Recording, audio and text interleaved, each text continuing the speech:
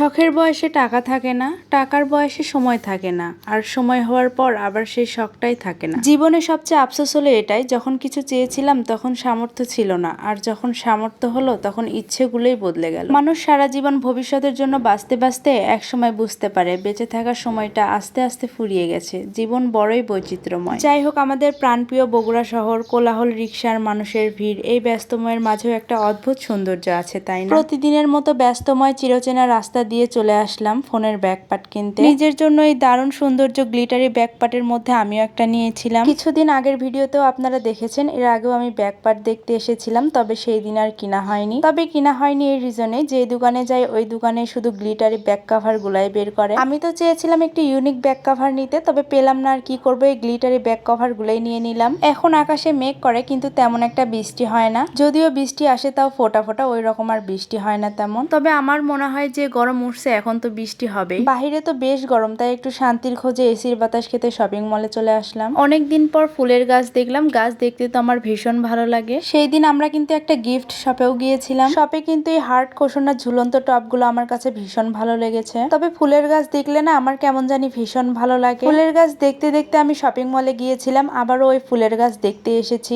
আমার তো খুবই শখ গার্ডেনিং করা, কিন্তু আমি না সময়ের সাথে পেরে উঠতে পারি না। তবে আপনারা কিন্তু ইনডোর আউটডোর দুই প্ল্যানই পেয়ে যাবেন। ফুলের গাছের সাথে কিন্তু সুন্দর সুন্দর টপও বিক্রি করে। এখানে তো প্রায় আমি জানি সব ফুলের গাছই পাওয়া যায়, তবে যেগুলা পাওয়া যায় না ওগুলা অর্ডার দিয়ে আসতে হয়, মানে ওনারা এনে রেখে দিবে, পরবর্তী যে আপনারা নিয়ে আসতে পারবেন। তবে আমি জানি প্রতিটা মেয়েরই ফুল একটা ইমোশন, ফুল কিন্তু গাছেই সুন্দর। আমি তো ভাই ফুল তেমন একটা ছিঁড়ি না এটা বললেও ভুল হবে, তবে ছিঁড়ি, কিন্তু চেষ্টা করি গাছেই সুন্দর। আমার তো মনে হয় না ছেঁড়াটাই বেটার। আজকে কিন্তু শপিং মলে আর্টিফিশিয়াল ফুল, বাস্তব ফুল, মানে সবকিছুই দেখেছিলাম, আবার তার সাথে কিন্তু ফুচকাও খেয়েছিলাম। আজকে আমার কেমন জানি তেমন একটা ভালো লাগতেছিল না, তাই ভাবলাম নিজেকে একটু সময় দিব। দিনের কিছুটা সময় হলেও নিজেকে সময় দেওয়া উচিত। বরাবরের মতোই দুপুর হয়ে গিয়েছিল, আর বাইরে কিন্তু প্রচুর জ্যাম ছিল।